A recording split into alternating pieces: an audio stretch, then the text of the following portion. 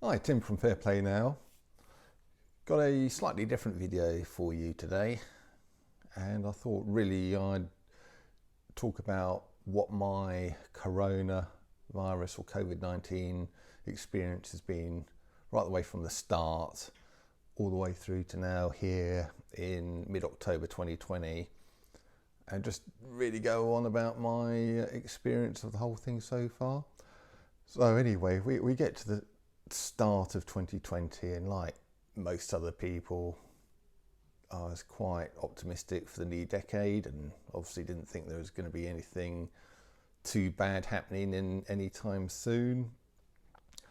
And I suppose coronavirus first came onto my radar, I'm going to say somewhere around about the 10th of January. It wasn't that far into the new year, but a little bit into it.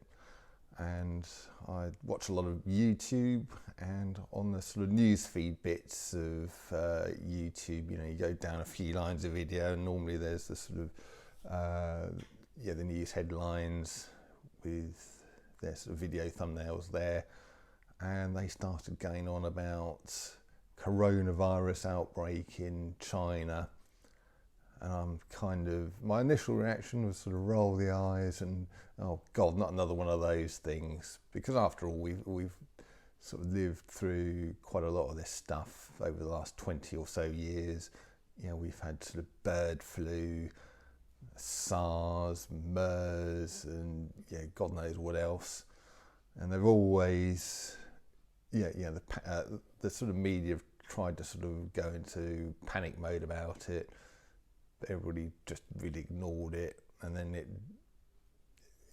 kind of perhaps get to our shores, but only affect a tiny handful of people, and then the whole thing would fizzle out. So I wasn't in the least bit concerned. I just ignored it and thought it'd go away sort of probably by the spring.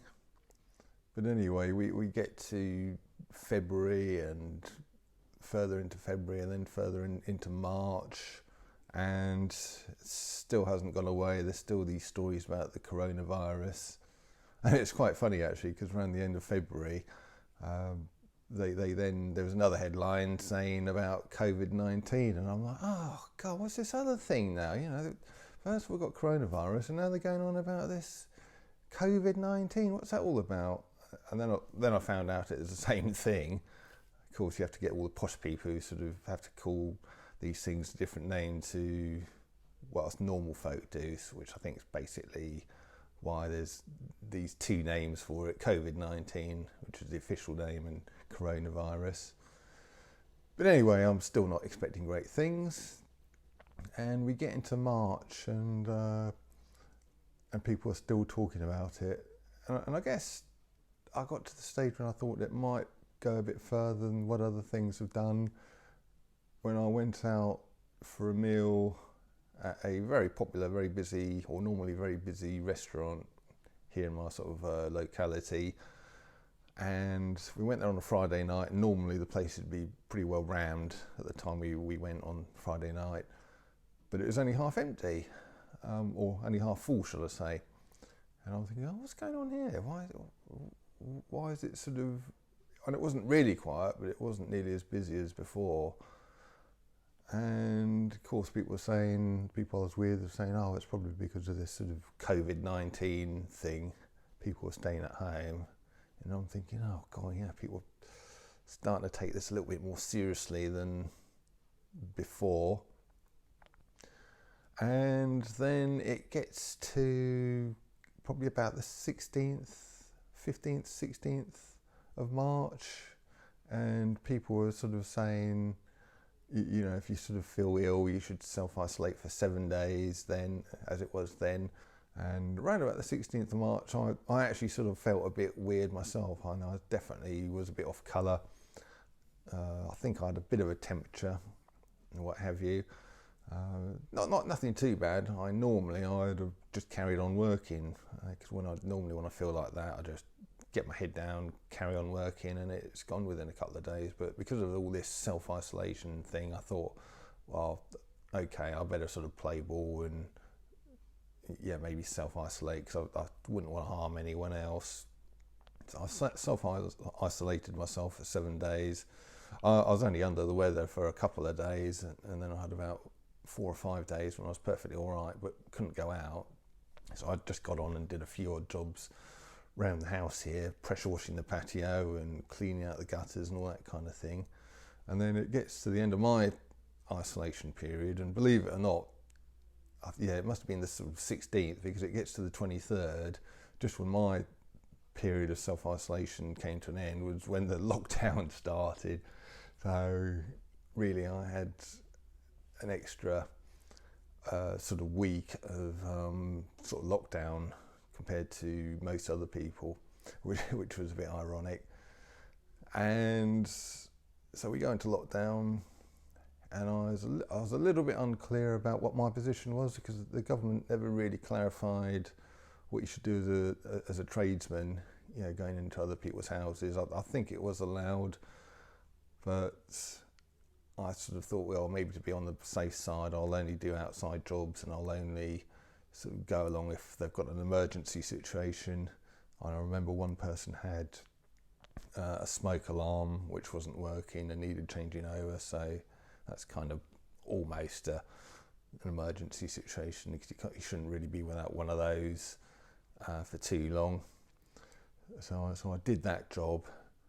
But anyway, yeah, my business kind of went nosedived, and I was totally quiet from kind of 23rd of March right the way through until about the last week in April. And I had whatever that is, sort of 6 or 7 weeks, whatever it was, of not really doing anything. So I was in lockdown.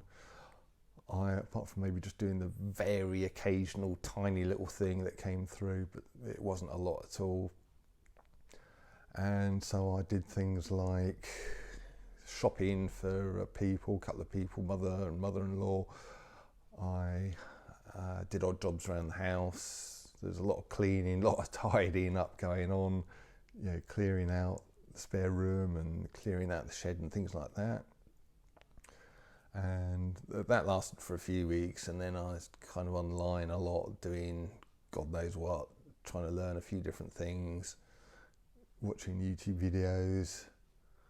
And after about 6 weeks, it was starting to do my head in, and I was getting very, very frustrated and stir crazy, really. But I was quite fortunate, because it was then that really we started coming out of lockdown, I guess, at the end of April, didn't we? And certainly I was getting the phone calls again and jobs coming through again. To start with, it's kind of part-time. It wasn't back to full-time until, I suppose, mid to late May. But so the first few weeks I was working on a very much a part-time basis, and then we get to the end of May, and I was pretty much back to full-time working.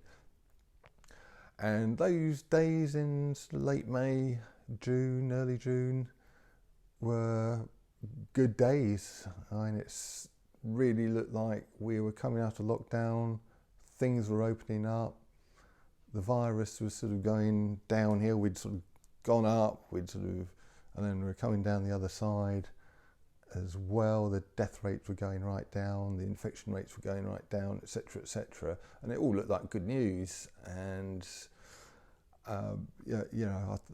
things were opening up. The golf courses opened up. I remember that in sort of late May, because I was able to get out of the house and play some golf. So I was able to get out of the house for the first time for a reason other than work or shopping. Just for a nice bit of recreation.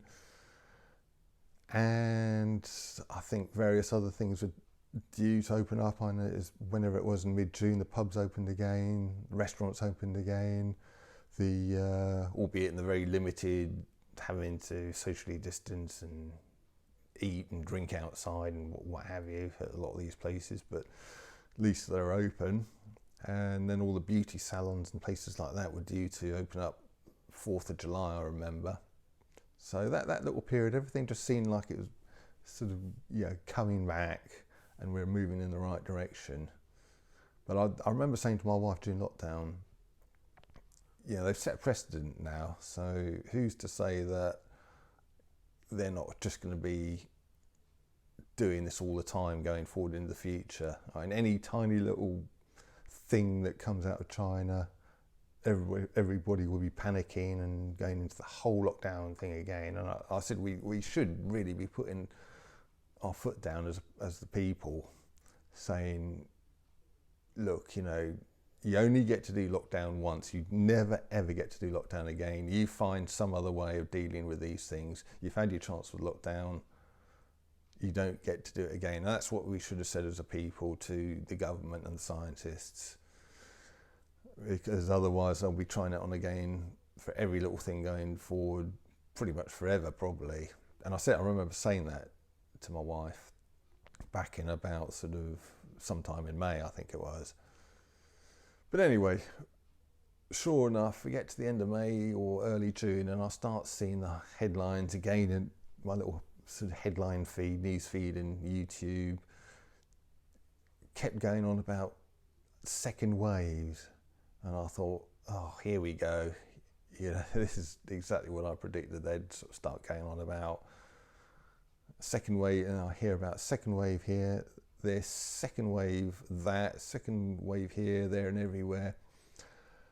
And then it got to the stage where we started having local lockdowns. I think at the end of June, Leicester went into the local lockdowns, only because they're testing there more than everywhere else. And therefore it was more positive cases. We're going to lock down Leicester. Then they put back the opening date of the sort of beauty places and places like that. Put that back a few weeks. I think it went back from about the 4th of July to about the 4th of August or something. And then ever since then, things have really started going downhill again. And for no reason, because nobody was sort of dying of coronavirus anymore. And they're just worrying about, instead of deaths, worrying about sort of the case rates going up. And I thought, why are you worrying about the cases, especially when the testing is not very accurate and you're testing more, so that means there is going to be more cases. So why are you worrying about that? Why aren't you sort of just focusing on hospital admissions and deaths like you were back in sort of March, April time? So I just thought this second lockdown thing, or second wave and more lockdowns, is just going to be a self-fulfilling prophecy. And then we get to mid-July and the whole mask thing comes in, whenever it was, about the 17th, 20th of July. And that's when they lost me, because we'd just been through the whole of the worst part of the pandemic without having to wear the stupid things. And then we get to July and they say you must wear face masks in any shop. At that stage it wasn't in the pubs, but in any shop or indoor area you've got to wear face masks. And that's when they lost me, because I just thought, why now? It just doesn't make any sense. And I just hated the compulsory aspect of it, the mandatory aspect of it. I'm sure, tell people to wear them and advise people to wear them. It might be sensible to wear them, but don't make it mandatory, because that's just going to put people like me off wearing them. And then we go through August, September and into October, and of course, as we all know, the restrictions have just been getting more and more and more. We got to the stage mid-September where you couldn't we had to wear masks going into a pub, and when you sort of got up to go to the toilet, but not when you're sitting down, which was just ridiculous. And now we're into, as you know, the 3-tier system and coming restrictions regarding COVID-19. And I'm just thinking, why? And for the last couple of months, I've just been getting more and more frustrated and more and more cross really about this whole situation. And I'm just thinking, why? Why are we going through all this? Why did we sort of stop going forward like we were in June and go back into reverse gear when the virus isn't really a threat anymore to anyone, or not to sort of about 99% of people anyway? And yeah, just been getting more and more frustrated by it.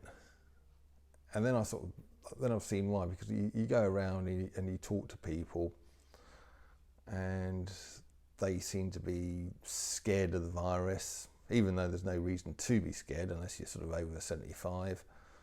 And even then, if you're sort of unhealthy or got underlying conditions anyway, yeah, if you're just sort of normal, reasonably healthy person under 75, there's no reason to be afraid of this thing at all. You might as well just get back out to work. But there's just so many people out there who don't see it like that. They're just petrified of it, and it's because of all the government propaganda and the media propaganda.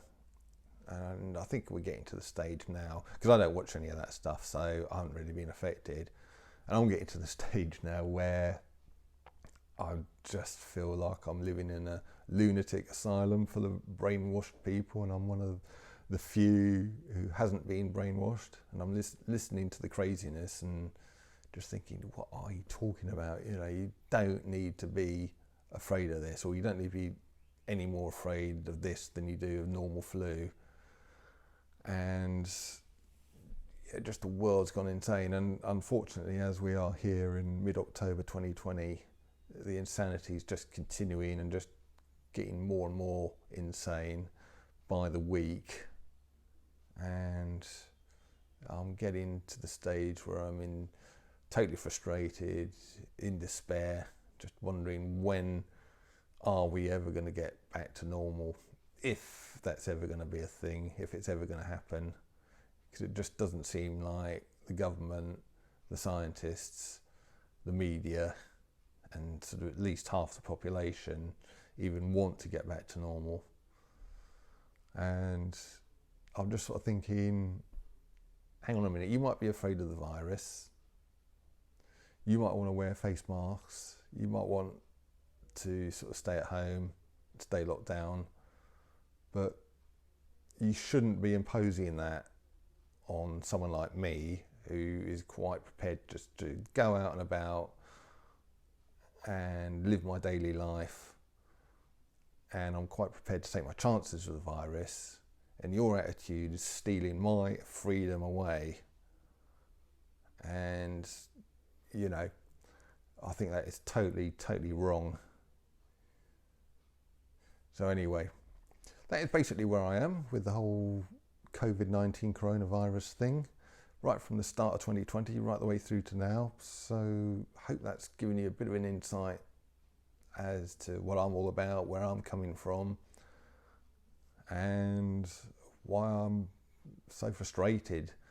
And I've started making these videos. I've set up my Fair Play Now channel really as a bit of an outlet, really as a bit of adding my voice to the small but hopefully growing segment of the population who is calling out, who can see things clearly, who's not buying into the sort of propaganda and media rubbish, and who wants things to get back to normal. And I'm just putting my little sort of tuppence worth in with everybody else who are making videos like this as well. So anyway, that is the final thing I've done, and I'll be making more videos. So if you like these videos, I know I've ranted and rambled a little bit in this one, quite a long time. It's going to be quite a long video, but if you like this video, please like and comment and subscribe, and I'll be back with another, probably a much shorter video sometime very soon. So Tim from Fair Play Now, thanks for watching.